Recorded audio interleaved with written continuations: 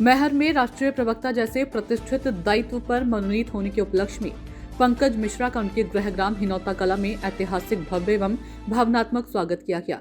यह अवसर केवल एक व्यक्ति के सम्मान का नहीं बल्कि मैहर विधानसभा और संपूर्ण विंध्य क्षेत्र के स्वाभिमान, संघर्ष और संभावनाओं के सम्मान का साक्षी बना।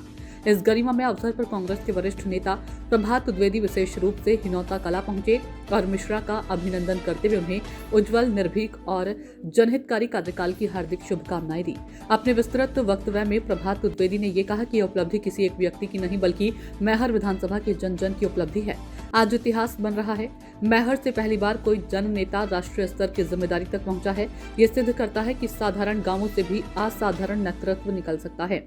उन्होंने आगे कहा कि मिश्रा का राजनीतिक सफर संघर्ष, विचार और जन सेवा की मिसाल है, जो आने वाली पीढ़ियों को यह विश्वास दिलाएगा कि यदि संकल्प सच्चा हो तो गांव की गलियों से भी राष्ट्र की दिशा तय की जा सकती है।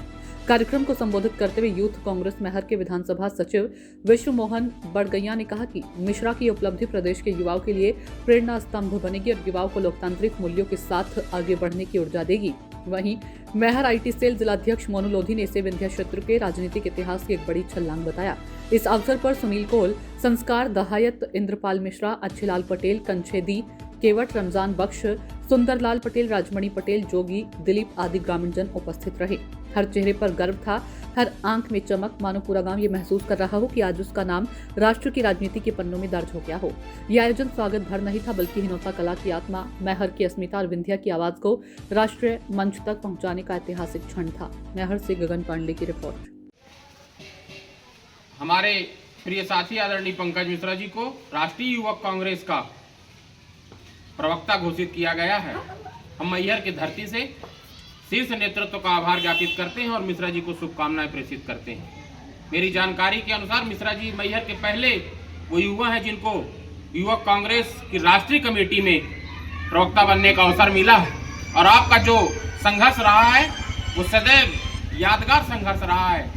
आपने चाहे हिनौता गांव की छोटी सी समस्या से लेकर के राष्ट्रीय मुद्दों पर सदैव अपने विचार रखे हैं और एक वाणी के तहत अच्छी प्रखर वक्ता होने का सदैव आपने एक दायित्व निभाया। बड़ी समस्याओं को, जो हिनौता गांव की ज्वलंत समस्या हो चाहे मैहर की समस्याएं हो, आपने उन समस्याओं को उठाया और आज अपने संघर्ष के दम पर, संघर्ष की एक इबारत यदि कहा जाए तो संघर्ष का एक नाम जीता जागता मैहर में पंकज मिश्रा है, जो इतनी कम उम्र में राष्ट्रीय युवक कांग्रेस के मैहर विधानसभा से पहले पदाधिकारी चयनित हुए हैं।